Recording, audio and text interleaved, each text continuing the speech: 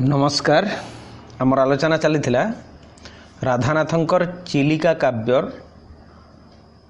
विभिन्न प्रश्न संभाव्य प्रश्न एवं तार उत्तर एवं से क्रम आजिर प्रश्न जदि हुए राधानाथंकर अनुसरण रे प्राकृतिक भारत रे चिलिकार वैशिष्ट्य बा विशेषत्व निरूपण कर ताहले एही क्रम रे आमे एठी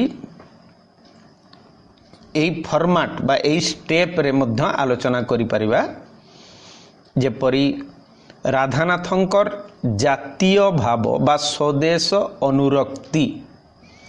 एठी जातीय भाव कहिले भारत वर्ष रे आमे जानिबा जरूरी जे विभिन्न पर्याय रे विभिन्न समय रे कवि मानक भितरे लोक मानक भितरे जातीय चेतना नामक जो आस्पेक्ट बा जो विभवर कथा कुहा जाए तार रंग स्तर और गभीरता भिन्न रकम तेणु सारଳାଙ୍କ समय जातीयता जहाँ सेटा राधानाथଙ୍କ समय जातीयता भिन्न गोपबंधु समय ताठारु आहुरी भिन्न एपरिक जातीय कवि वीरकिशोर दासଙ୍କ समय बा 1942 मसीहा बेलर जातीयता भाव ये आहुरी भिन्न इवन स्वाधीनता परवर्ती समय आमे जो जातीयता भाव कथा कहिबा तार भिन्नता रही तेबे एठी जो जातीयता भावर कथा कुहाइछि ताहा होउछि जे निजर जन्म माटी तार प्रकृति प्रति तांकर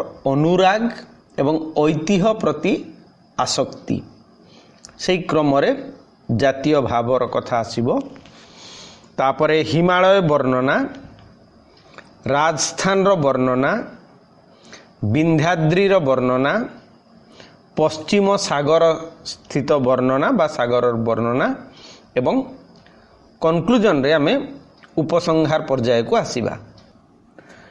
पाठक माननकु जातीय भावरे अनुप्राणित करिबा जेबे आधुनिक जुगरे को वैशिष्ट्य बोली ग्रहण करा जाए तेबे ओडिया साहित्य रे कविवर राधानाथंकर आसन जे बहुत उच्चरे अवस्थित ए कथा अस्वीकार करी हेबो नाही। राधानाथ जातीय भावरे उद्बुद्ध होई चिलिका रचना रे प्रवृत्त होइथिले एहा चिलिकार प्रत्येक पदरे प्रतिफलित गोस्पद पुष्कर की हेतु पूजास्पद हेला खर्ब गोवर्धन काहींकी गिरीन्द्र बोलाय इत्यादि नाना कथा चिंता करी चिलिकार असाधारण सौंदर्य सत्वे तार ख्यातिहीनतारे से जेपरी विशेष भावरे म्रियमाण होई जाउतिले एठारे किंतु मने रखिबाकु हेबो जे स्वदेश संपत्तिर मूल्य निर्धारण कला बेले संकीर्ण मनोभावर विषाक्त कबलरे से पतित होई नथिले तांकर लक्ष्य थिला उत्कलीय माने निज चक्षुरे निज संपत्तिर कल्पना करंतु और भारतीय दरबार रे निजर न्याज्य आसन अलंकृत करी भारतर समूह श्रीवृद्धि रे साहाय्य करंतु तांको जुक्ति धारार अवलंबन रे चिलिकार वैशिष्ट्य प्रदर्शन करिबा आजिर आलोचनार मुख्य विषय। प्राकृतिक भारत रे चिलिका केउ कारणरू सर्वोच्च स्थान अधिकार करे से कथा बड़ जुक्तियुक्त भावरे और कवित्वपूर्ण भाषा रे कविवर राधानाथ वर्णना करि जाइछन्ति। चिलिकार कवि प्रथमे भारतर रत्न सीमांत अचल हिम ऊर्जस्वल हिमालयर भीमकांत दृश्यर चित्रण करिछन्ति। हिमाद्रीर शुभ्र सुंदर दृश्य पाद देशवर्ती अगणित क्षुद्र विशाल पर्वत स्कंद देशरे उपवीत परि शोभा पाउथिबा भागीरथी शिखर मानक अग्रभागरे मुकुट तुल्य निहारर दृश्य ए सबु देखि राधानाथंकर प्राण आनंदर उत्सवरे परिणत हेला। तांकर मने हेला सते जेपरी जने साम्राज्यर अधिपति रूपे मुकुट मंडित हिमालय ତୁଷାର ଆସନରେ ଉପବିଷ୍ଟ ଓ ସମ୍ରାଟଙ୍କର ପାଦସେବକ ଶତ ଶତ ସାମନ୍ତ ରାଜାଙ୍କ ପରି ହିମାଚଳର ପାଦଦେଶରେ ଶତ ଶତ ଶିଖରୀ ଦଣ୍ଡାୟମାନ। ଏ ମନୋହର ଉଦାର ଦୃଶ୍ୟର ସନ୍ଦର୍ଶନରେ ସେ ଅତିଶୟ ଆନନ୍ଦ ଲାଭ କରିଥିଲେ, କିନ୍ତୁ ତାହା ଦୀର୍ଘ କାଳ ସ୍ଥାୟୀ ହୋଇପାରିନଥିଲା। ନିସ୍ତବ୍ଧ ନୀରବ ସେ ମହାବିଜନେ ଓ ସନାତନ ଶ୍ଵେତ ତୁଷାର ଆସନେ ବ୍ୟୋମକେଶ ମୂର୍ତ୍ତି ଦେଖି ସେ ଚମକି ପଡ଼ିଲେ। ଅଭ୍ରଭେଦୀ ଶିଖରୀମାନଙ୍କର ଅକଳନୀୟ ଉଚ୍ଚତା ରାଧାନାଥଙ୍କ ମନରେ ସ୍ତବ୍ଧତାର ସଞ୍ଚାର କରାଇଲା। ସୁତରାଂ ଭୟ ଭକ୍ତିଭାଜନ ଗୁରୁଙ୍କ ନିକଟରେ ଶିଷ୍ୟମାନେ ଯେପରି ନତମସ୍ତକ ହୁଅନ୍ତି, କବିବର ଠିକ୍ ସେହିପରି ନମୋ ଦେବାତ୍ମନେ ଶ୍ରୀ ଗୌରୀ ଗୁରୁବେ କହି ପର୍ବତରାଜ ହିମାଳୟଙ୍କର ଠାରୁ ବିଦାୟ ନେଇଥିଲେ। ଅନନ୍ତର କବିଙ୍କର ବିହାର ଭୂମି ହେଲା ରାଜସ୍ଥାନର ଭୀମ ମରୁସ୍ଥଳୀ। ହିମାଳୟରେ ସେ ଦେଖିଲେ ଭୀମକାନ୍ତ ଦୃଶ୍ୟ, କିନ୍ତୁ ରାଜସ୍ଥାନର ରୁକ୍ଷ ଶୈଳାବଳୀ ନିରତରୁହୀନ ବନ୍ଧୁର କର୍କଶ ଦୃଶ୍ୟ ତାଙ୍କ ମନରେ କେବଳ ଭୀତି ନୁହେଁ, ଭୟଙ୍କର ବେଦନା ମଧ୍ୟ ଜନ୍ମାଇଥିଲା। ଆହୁରି ମଧ୍ୟ ସେ ଅନୁଭବ କରିଥିଲେ ଯେ ରାଜସ୍ଥାନର ପ୍ରକୃତି ଘାତକ ପରି ମାରାତ୍ମିକା। ଦରିସାଇ ସର୍ପର ବିଷମୟ ଶ୍ୱାସ, ପ୍ରଚଣ୍ଡ ବେଗରେ ପ୍ରବହମାନ ଉତ୍ତପ୍ତ ପବନ, ପତ୍ରବିହୀନ ବୃକ୍ଷଲତା, ପଥିକର କ୍ଲେଶଦାୟକ ମରୀଚିକା ବେଣୀ, ଏଗୁଡ଼ିକ ପ୍ରତି ପଦକ୍ଷେପରେ ପରିଦର୍ଶକର ପ୍ରାଣ ହରଣ କରିବାରେ ଉଦ୍ୟତ। ତୃଷାପୀଡ଼ିତ ରୋଗୀ ଜଳପାନ ଆଶାରେ ଯେପରି କମଳିନୀ ହରିତ ସରୋବରକୁ ସ୍ମରଣ କରୁଥାଏ, ରାଜସ୍ଥାନର ରୁକ୍ଷ ଦୃଶ୍ୟରେ ପୀଡ଼ିତ ହୋଇ ରାଧାନାଥ ସେହିପରି ଚିଲିକାର ଚିତ୍ତ ଉଲ୍ଲାସକ ସ୍ନିଗ୍ଧ ଦୃଶ୍ୟ ମନେ ପକାଉଥିଲେ। ଅତଏବ ଭାରତ ବିଖ୍ୟାତ ରାଜସ୍ଥାନରେ ଚିଲିକାର କବି ସ୍ନିଗ୍ଧ ସୁନ୍ଦର ଦୃଶ୍ୟ ବଦଳରେ ଦେଖିଥିଲେ ସେଠା ପ୍ରକୃତିର ରୁଦ୍ର ରୁକ୍ଷ ମୂର୍ତ୍ତି, ଯାହାଦ୍ୱାରା ପଦେ ପଦେ ତାଙ୍କ ପ୍ରାଣରେ ଆଘାତ ଲାଗୁଥିଲା। କବିବର ଭୀଷଣ ବିନ୍ଧ୍ୟାଦ୍ରି କାନ୍ତାରରେ ମଧ୍ୟ ଭ୍ରମଣ କରିଥିଲେ। ସେଠାରେ ସେ ଦେଖିଲେ ଧୂଆଁଧାର ଜଳପ୍ରପାତର ଭୀମ କମନୀୟ ଦୃଶ୍ୟ, ନର୍ମଦାର ରମ୍ୟ ରୂପ ଓ ଧୂଆଁଧାର ଠାରେ ଭୟଙ୍କର ନାଦ କବିଙ୍କର ହୃଦୟରେ ହର୍ଷ ଓ ବିଷାଦର ଅନୁଭୂତି ଜାଗ୍ରତ କରାଇଥିଲା। ପ୍ରପାତଶାଳିନୀ ନର୍ମଦାର ଦର୍ଶନରେ ହର ଜଟାରୁ ପତିତା ଭାଗୀରଥୀର ମନୋହର ଦୃଶ୍ୟ ତାଙ୍କର ମନେ ପଡ଼ିଗଲା। ପ୍ରପାତରୁ ଉତ୍ଥିତ ଜଳବିନ୍ଦୁ ମେଘରେ ଯେଉଁ ଇନ୍ଦ୍ରଧନୁ ନୃତ୍ୟ ଭଙ୍ଗୀରେ ଦେଖାଯାଉଥିଲା, ରାଧାନାଥ ତାହାର ସୌନ୍ଦର୍ଯ୍ୟ ପୂରା ମାତ୍ରାରେ ଉପଭୋଗ କରିଥିଲେ। କିନ୍ତୁ ଜଳର ତାଣ୍ଡବ ଲୀଳା ଓ ଭୀମ ଗର୍ଜନ କବିଙ୍କ ମନରେ ଭୀତିର ଉଦ୍ରେକ କରିଥିଲା।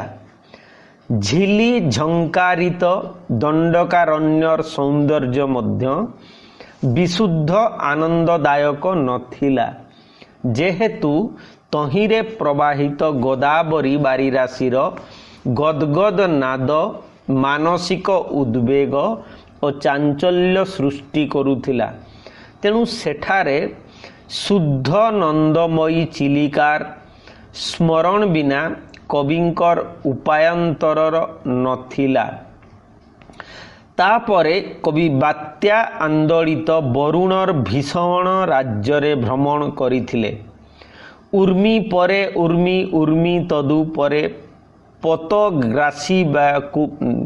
ପତଗ୍ରାସିବାକୁ ବ୍ୟଗ୍ରତା ସହକାରେ ଆସୁଥିବା ବେଳେ କବିଙ୍କର ମାନସ ପଟରେ ପୁଣି भीतिरेखा अंकित होई जाइथिला। चक्रबाळ दर्शन रे कविंकर मन जेपरी प्रफुल्ल होई उठिथिला, उर्मिमाଳାर रुद्रमूर्ति देखि सेहीपरि संकुचित और सशंक हेबाकू लागिला। संक्षेपरे कहिबाकू गले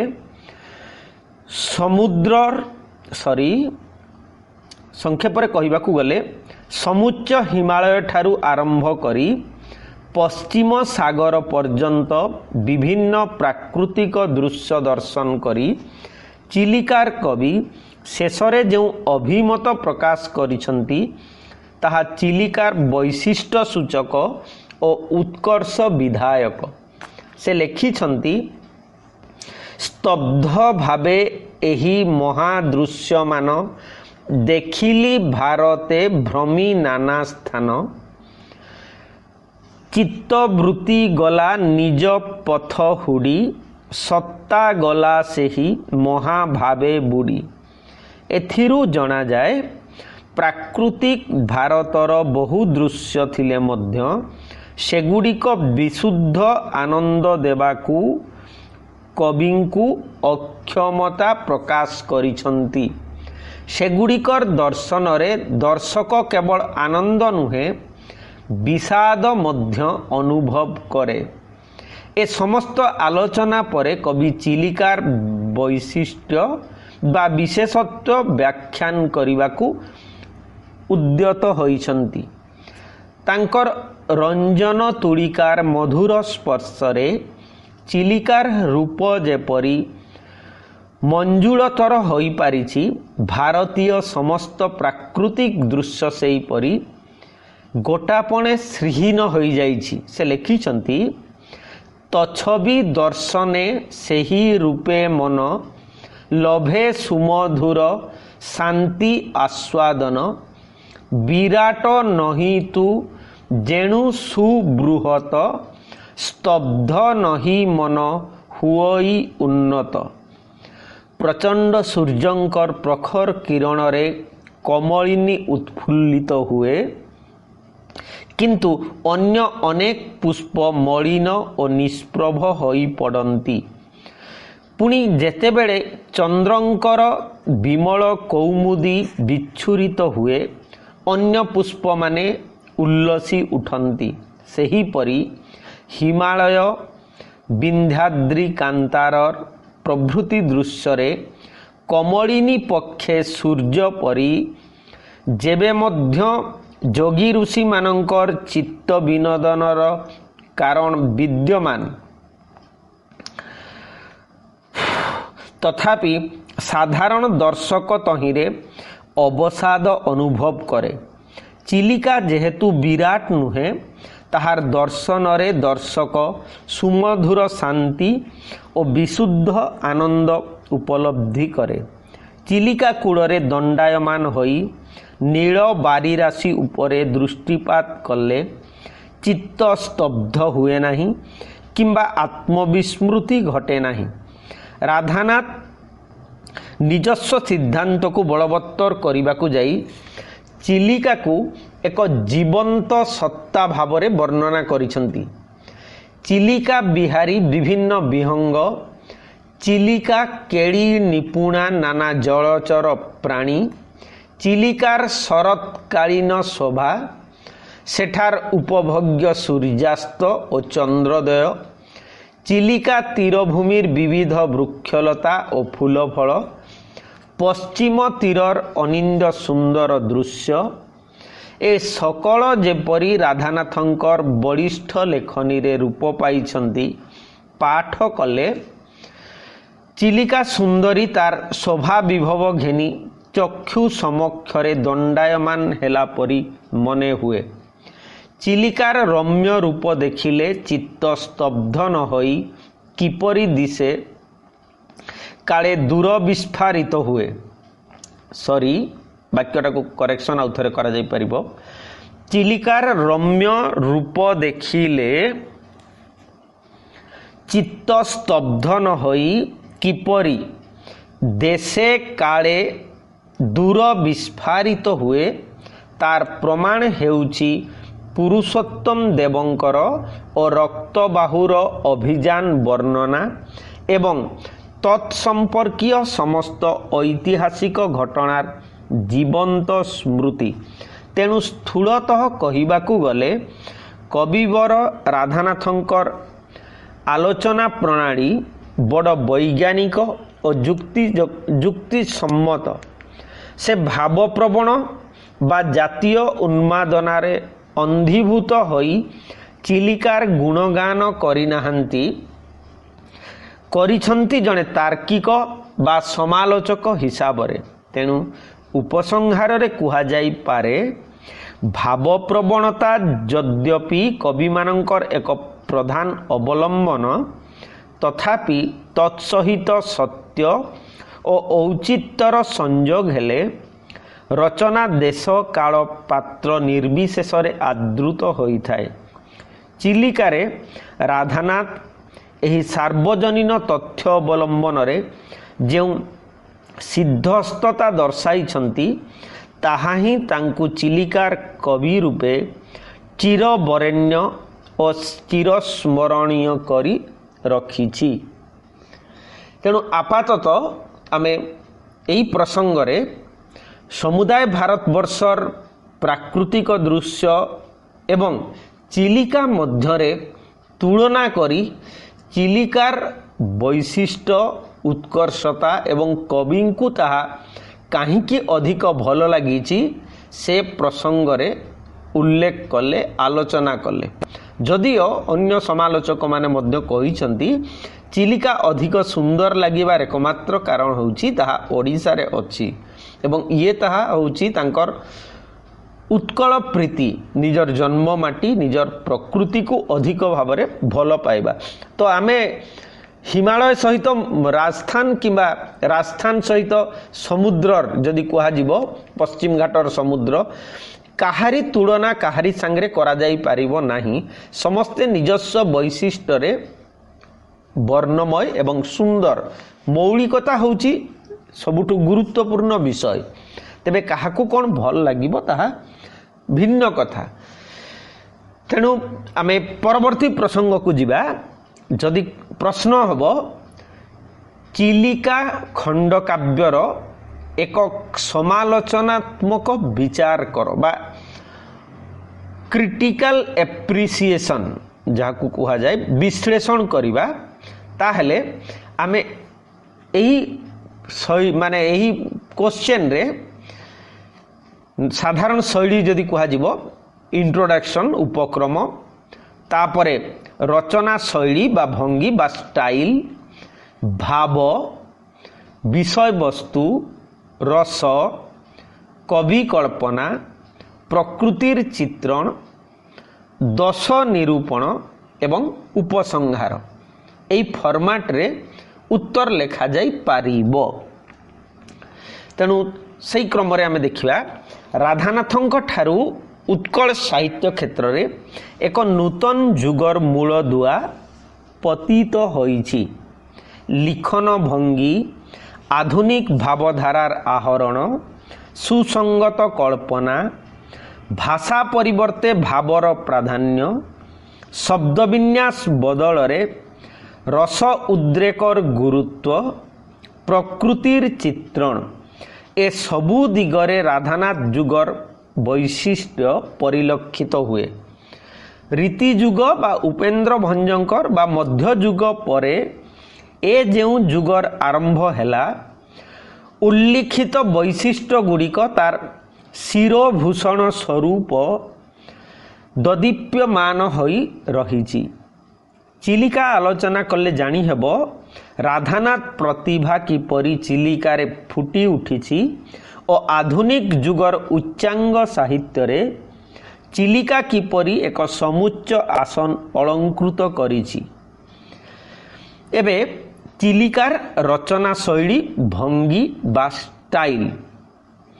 रचना शैली काहारी काहारी मतरे काव्यर आत्मा स्वरूप हेले मध्य साधारणतः रस काव्यर आत्मा बोली गृहीत होइथाए। सुतरां रसपुष्टि और पाठक हृदय रे रसर उद्रेक प्रत्येक सुकाव्यर प्रधान लक्ष्य हेबा उचित। चिलिकार रचना शैलीर आलोचना निम्नलिखित क्रम करा जाई पारे, यथा एक रे वर्ण विन्यास। रसोपलब्धि पाई केवल भावर समावेश यथेष्ट नुहे,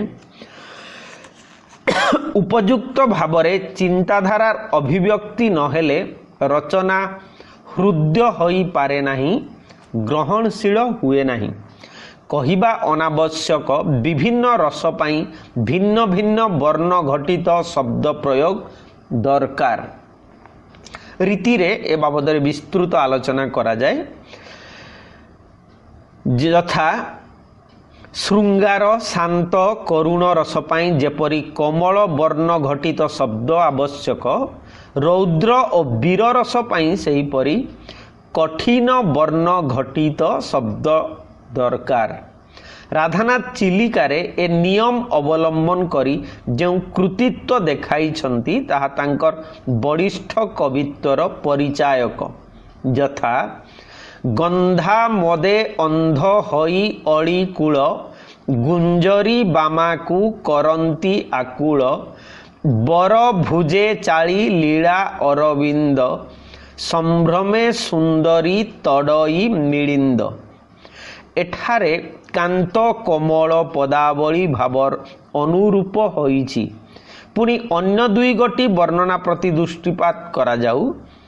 धारास्रावी भीमरावी तड़ित बंत, पर्जन्य गर्जने कंपिले दिगंत, तो इंगिते संगे घेनी उर्मी थाट, दौड़ी आसिले नीलांबु सम्राट, विश्वध्वंसी रुद्र प्रखर निश्वास, पराये बहिला वायु अणचास, दैत्य हंता वज्री भीम वज्र करे, जिमुत बाहने उइले अंबरे।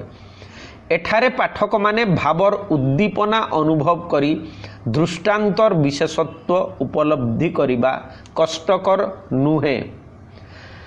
द्वितीय देखिया भावर अनुरूप शब्दर प्रयोग अन्य एक दिगरु मध्य आलोचना करा जाई पारे।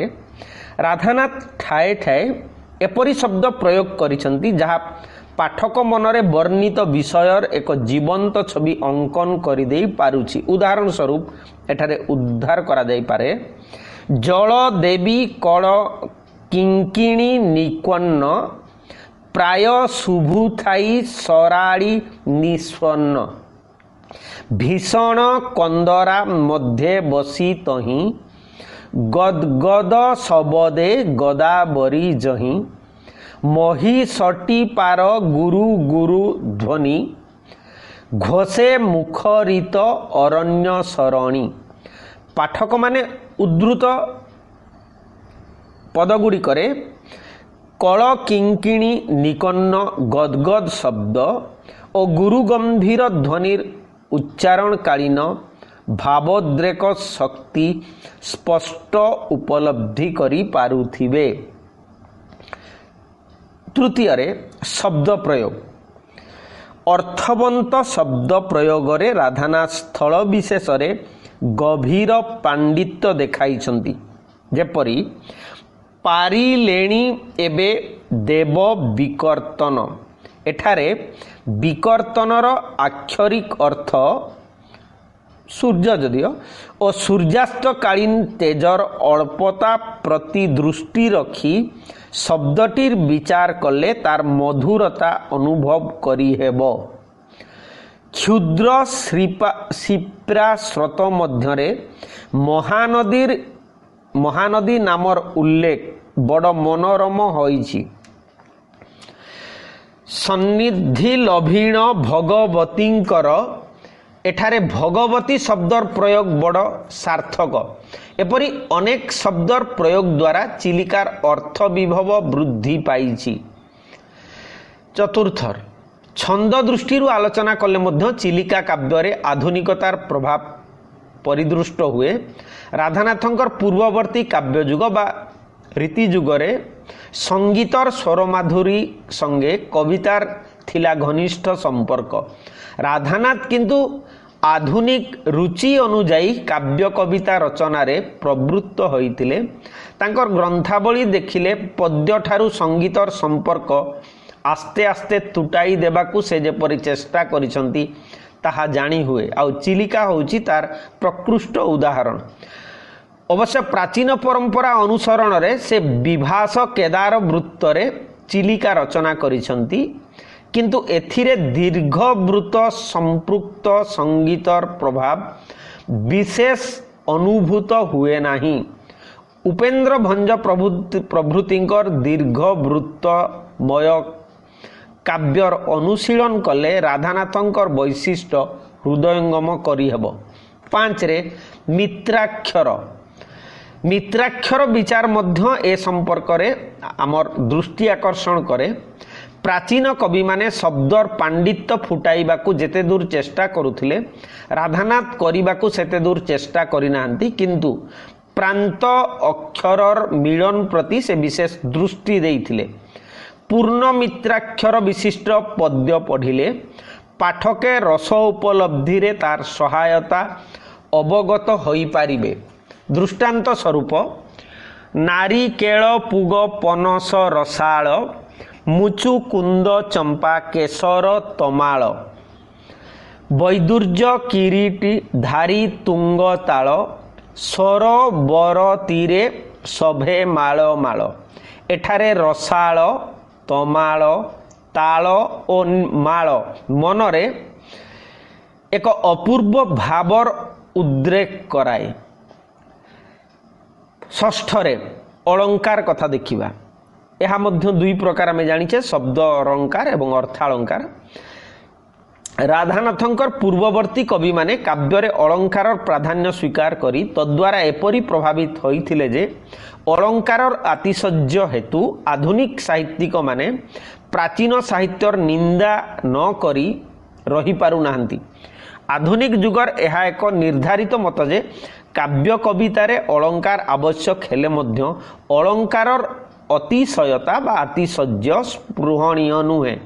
राधानाथ बहु स्थल रे सर्वजन प्रिय स्वभाव उक्ति अलंकारर आश्रय नहीं चिलिका को उपभोग्य करिसंती। उपमा रूपक समास उक्ति और अतिशय उक्ति प्रभृति अलंकारर समावेश द्वारा मध्य अलंकारर पुष्टि साधन होइछि।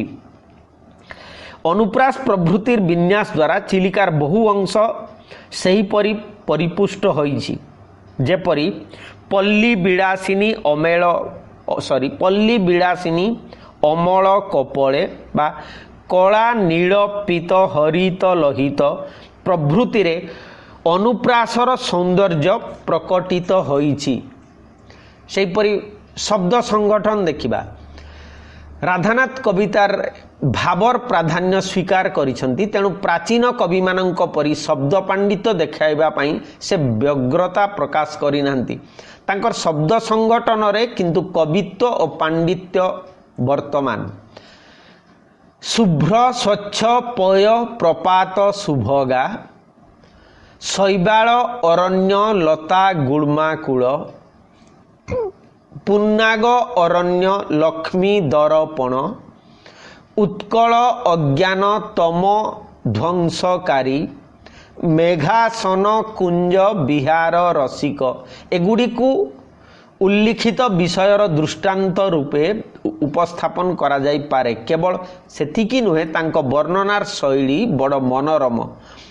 कलुषित बारी कलुष हारक प्रभृति ठारे अगस्त्यंकर वर्णना मालती विशद निबिड़ निकुंजे इत्यादि स्थल रे शरतर वर्णना कवित्व और पांडित्यर परिचय दिए। 8 नंबर पॉइंट रे जदि देखिबा, निरपेक्ष भाव रे आलोचना कले चिलिका काव्यर भाषा बड़ प्रसन्न गंभीर बोली निसंदेह रे कुहा जाई पारे। जने संस्कृत कविंक भाषा रे राधानाथंकर एहा प्रसन्न गंभीर सदा सरस्वती रूपे वर्णित होई पारे बोली गौरी कुमार ब्रह्मा मत देइछंती। भाषा जेपरी सरल और तरल सेहीपरि मधुर और रस उपलब्धिर एकांत अनुकूल। राधानाथ चिलिकारु विदाय नेला बेले तांकर जो खेदोक्ति प्रकाश करिथिले बा खेदोक्ति प्रकाश पाइथिला ताहा पाठ कले भावधारार अखंडता संगे अभिव्यक्तिर सुसंगति किपरि अतोप्रत भावरे जड़ित रही ताहा आमे समस्ते अनुभव करि पारिबा। भावर कथा जदि देखिबा चिलिकार भावधारा खरस्रोता तटिनी तुल्य प्रवाहित होइछि। राधानाथंकर प्रतिभा चिलिकारे जेउ सबु बहुविध विषयर समावेश करि पारिछि तद्वारा चिलिका प्रति बहु श्रेणीर पाठक आकृष्ट होई पारिछन्ति। जातीयतार उद्दाम दीप्ति, दार्शनिकतार सूक्ष्म सरल विश्लेषण, साहित्यिकतार पराकाष्ठा, ऐतिहासिक मतवादर अवतारणा, देश पर्यटनर विभिन्न स्थलर कटु मधुर बा तिक्त मधुर अनुभूति ए सबु चिलिकार कलेबर को प्राणपूर्ण अलंकार विमंडित करिअछि। वास्तव में शब्दगत वैशिष्ट्य बा पांडित्य कवितार माधुरी जो परिमाण रे बढ़ाई थाए भावगांभीर्य और बहुमुखी विषय वस्तुर उपस्थापना ताहाठारु विशेष परिमाण रे लक्ष्य सिद्धिर अनुकूल होई थाए।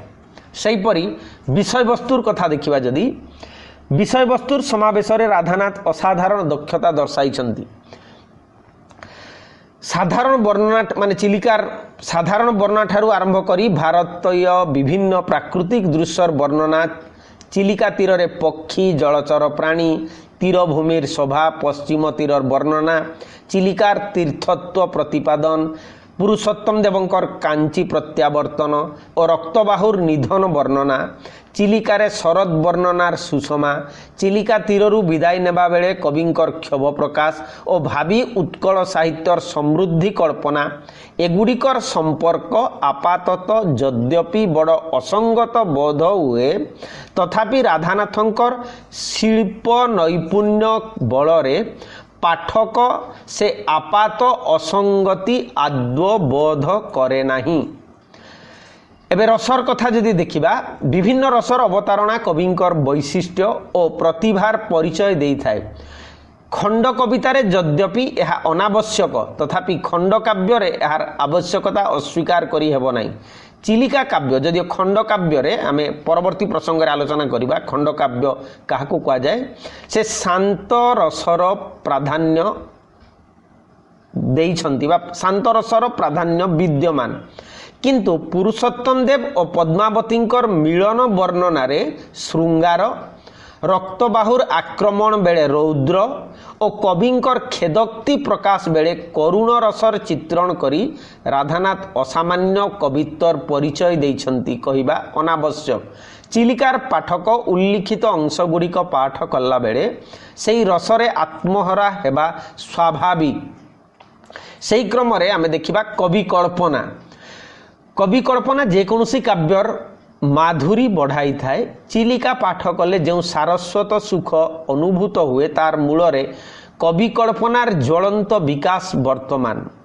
चिलिका तीरर भूमिर विविध वृक्षलता और फूल फल वर्णना, पुरुषोत्तम देवंकर प्रत्यावर्तन कालीन सुमधुर चित्र, रक्तबाहु को आक्रमण कला बेले चिलिकार रुद्रमूर्तिर चित्रण एगुड़िकर मूलरे बलिष्ठ कवि कल्पना जे सर्वोत भावरे विद्यमान रही एथिरे द्विमत रहिबो नाही। सेहीपरि कल्पना देवी को आराधना करी तांकठारु दिव्य चक्षु प्राप्ति, शारद संध्यारे प्राचेतसीर वर्ण विभव, चिलिकारे शारद पूर्णचंद्र उदय प्रभृति स्थलरे कवि कल्पनार महीयसी शक्ति पाठक अनुभव करे।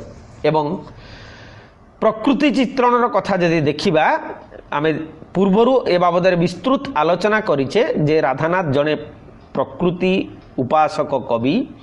तांकर ग्रंथावली आलोचना कले मध्य आमे देखि पारिबा प्रकृति ही होउची तांको साहित्यर बैकग्राउंड बा पृष्ठभूमिका। राधानाथ प्रकृतिर आलोचना और वर्णना नाना दिगरु करिसंती। राधानाथंकर प्रकृति भावुकर चित्त उल्लासक, दर्शक पक्षरे आनंदर अक्षय भंडार, मानव जीवनर एक निखुण प्रतिबिंब, नीति शिक्षादानर एक सुमहान और उपादेय ग्रंथ एवं मनुष्यर चिर सहचर। ए बाबद पूर्वर आलोचना होगी संपूर्ण भाव में प्रकृति उपरे। तेणु परिशेष आम उपसंहार एक क्रिटिकल एनालिसिस प्रसंग में कहीपर जे कविंकर वक्तव्य होची एही संसार रे कौनसी वस्तु संपूर्ण दोष शून्य नुहे। कालिदास प्रभृति विश्वविख्यात कवि मानक रचना रे मध्य दोषर अभाव नहीं। सेही दृष्टि आलोचना कले राधानाथंकर महत्व और प्रतिभार यथार्थ अवधारणा करी हेबो। चिलिकार कवि आधुनिक जुगर भावधारा उत्कल साहित्य रे खेलाइबा पई सर्वप्रथमे जे उद्यम करथिले ताहा निसंदेह प्रशंसनीय।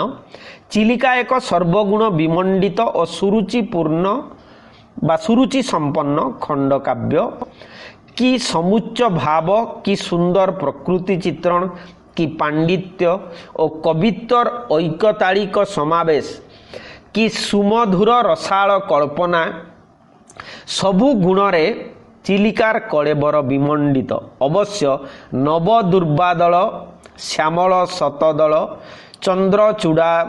चंद्रचूड़ चूड़ामणि, बहुबार चिलिका नील नीरर उल्लेख एसबु अन्य केतेक स्थान रे कवि विशेष दृष्टि देई पारिथान्ते। किंतु यथार्थ रे एगुड़िक चंद्र मध्यवर्ती कलंक तुल्य नितांत गौण और दृष्टि आकर्षणर योग्य नुहे। तेणु आपाततः समुदाय भाव में जदि कहिबा चिलिका खंड काव्य आधुनिक ओडिया साहित्य परंपरा रे काव्य रे एक सफल और सार्थक सृष्टि। धन्यवाद। आज आलोचना सरीची कमेंट रे लिखिए। परवर्ती प्रसंग रे आमे खंड काव्य एवं गुरुत्वपूर्ण 4-5टी प्रसंग या भितर जो अच्छी ताकू आलोचना करिबा। जेमिति जोठी पौराणिक आख्यान अच्छी कि उपाख्यान जोड़ी होईची पुरुषोत्तम देव किंबा इंद्रंकर पर्वत डेणा छेदन करिबा, सेमिति किछि गुरुत्वपूर्ण पद संपर्क रे आलोचना करिबा परवर्ती क्लास रे। तेणु समस्ते मत देवे। धन्यवाद।